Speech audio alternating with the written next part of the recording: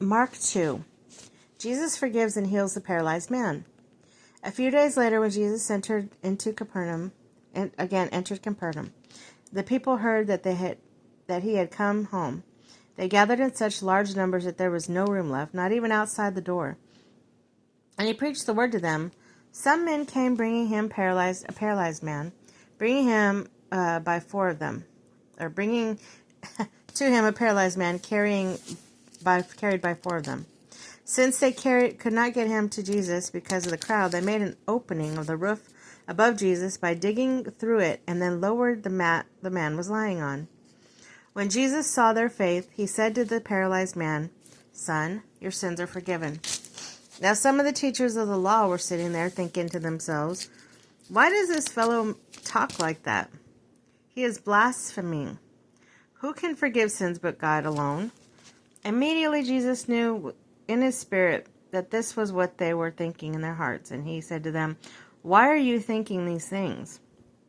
Which is easier, to say to this paralyzed man, 'Your sins are forgiven,' or to say, 'Get up, take up your mat and walk'?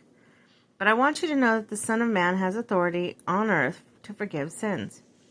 So he said to the man, "I tell you, get up, take your mat, and go home." He got up, took his mat, walked out in full view of them all. This amazed everyone, and they praised God, saying, "We have never seen anything like this." Jesus calls Levi and eats with sinners. Once again, Jesus went out beside the lake. A large crowd came to him, and he began to teach them.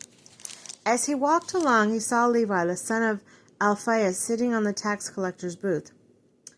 "Follow me," Jesus told him, and Levi got up and followed him. While Jesus was having dinner at Levi's house, many tax collectors and sinners were eating with him and his disciples, for there were many who followed him. When the teachers of the law, who were Pharisees, saw him eating with the sinners and tax collectors, they asked the disciples, "Why does he eat with tax collectors and sinners?" On hearing this, Jesus said to them, It is not the healthy who need a doctor, but the sick. I have not come to call the righteous, but sinners." Jesus' question about fasting. Now, John's disciples and the Pharisees were fasting. Some people came and asked Jesus, "How is it John's disciples and the disciples of the Pharisees are fasting, but yours are not?" Jesus said, "How can the guests of the bridegroom fast while he is with them? They cannot, so long as they have him with him. But the time will come when the bridegroom will be taken from them, and on that day they will fast.